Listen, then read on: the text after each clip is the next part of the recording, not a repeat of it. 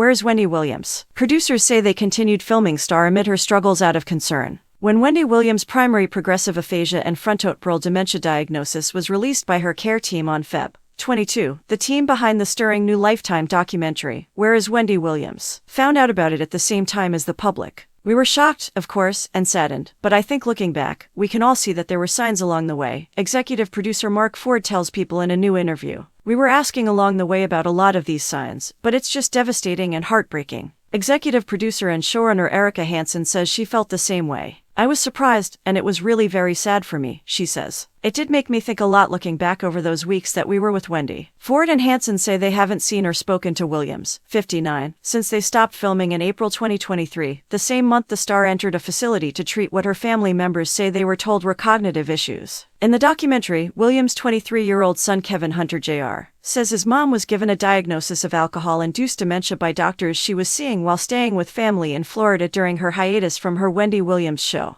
Williams' care team released the news about Williams' diagnosis 2 days before the premiere of Where is Wendy Williams? On Feb. 24. According to their statement, Williams, who was appointed a legal guardian named Sabrina Morrissey in 2022 to oversee her finances and health decisions, received her diagnosis last year, and her care team said the conditions have already presented significant hurdles in Wendy's life. Hanson tells People had they been told by Williams' care team about her diagnosis earlier, the news absolutely would have affected how the documentary played out. We had no idea that she had dementia when we started filming.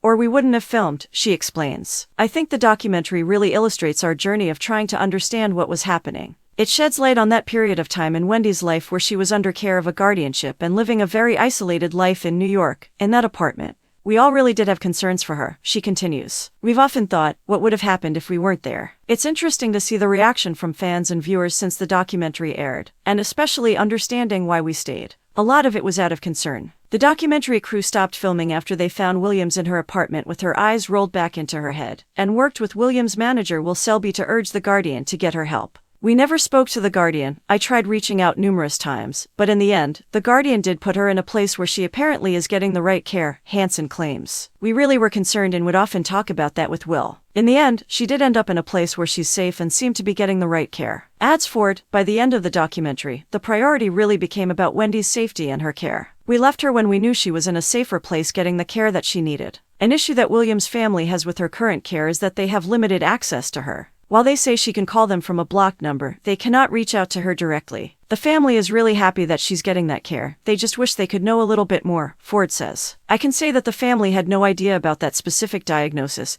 and no one shared it with them prior to the statement going out. I think they would just like to have a little more transparency and a little bit of a say in how their mother, sister, and is being treated. Ford also notes that he didn't recognize any of the people involved in the press release that went out about Williams' diagnosis. Morrissey has not responded to multiple requests from People for comment. In the days since the documentary aired, Williams fans have accused Selby of taking advantage of her. But Ford believes Selby, who is listed as an executive producer, has her best interests at heart. You could disagree or agree with some of his decisions, as well as those of her publicist, but I don't think anything was being done maliciously, Ford says. I also think they were on their own journey of discovery with Wendy and not quite understanding the level of her cognitive issues. Also, those issues worsened dramatically over the period of time that we were with her. Will is not a therapist, he's not an addiction counselor, Ford continues. There was a guardianship in place the entire time we were filming with Wendy that was court-appointed to be overseeing her finances and her medical care. So I think the larger question here is about what can happen to someone under a legal guardianship if the family is separated from them and there isn't somebody there on a daily basis checking in on their well-being. Hanson echoes Ford's sentiments about Selby. I don't think Will would ever have done anything to jeopardize Wendy's health or safety. Like the people featured in the documentary, Ford and Hanson also went on their own journeys with Williams, as the film quickly departed from the comeback story they originally set out to make due to Williams' various health struggles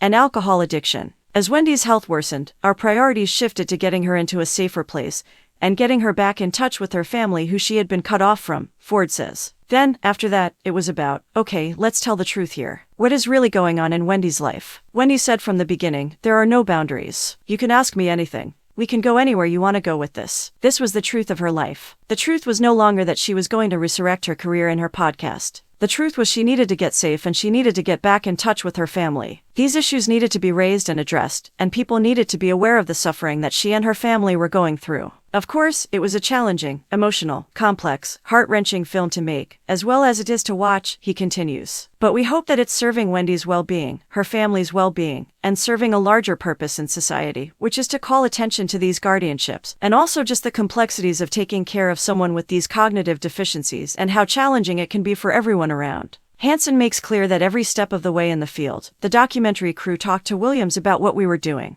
She had opinions about it, if she wanted to do it, not do it, she says. She was very involved, and now looking back in retrospect, understanding the issues she was dealing with, she was very engaged the majority of the time. Sometimes there were challenges, but I would say overall she was very engaged in what we were doing and liked having company in that apartment. Adds Ford, every day she welcomed the film crew. She wanted the film crew there. That doesn't mean we didn't take that responsibility very seriously, but she enjoyed as much as she could and grew very close with the crew members that were there. And those crew members were very close to her and still care very deeply about her and always will. Hanson says it was a small team in the field on a daily basis. It was a very intimate team, and Wendy established a relationship with each of us that was, I think, very meaningful to her, she says. I think all of us were deeply impacted by it. Some of us had family members or friends who struggled with addiction or mental health issues, and it became truly a labor of love for each of us to tell Wendy's story sensitively and compassionately. And honestly, ahead of the documentary's premiere, Hanson says she screened it with Williams' family. It was so important to me that they watched it all and felt supportive and felt good about it, that it was an honest portrayal, she says. That means everything because we, as filmmakers, have a tremendous moral responsibility in telling someone's story, and I take that so seriously. Since we don't have contact with Wendy, and I don't know if she's seen it or what her thoughts are, that her family supported it and really liked it and felt it was accurate, meant everything to me. As she looks to the future, Hanson has hope for the next chapter of Williams' story. My hope is that she can live the best life she can live in a healthy environment and get the help, treatment that she needs, she says. I am optimistic for her. Wendy is beloved and will continue to be beloved, Ford adds. She's a force and will continue to be a force. We just hope she's happy and in a safe place and can be with her family, enjoying the content. Subscribe, like, share, and drop a comment to be a part of our amazing community. Your support means the world.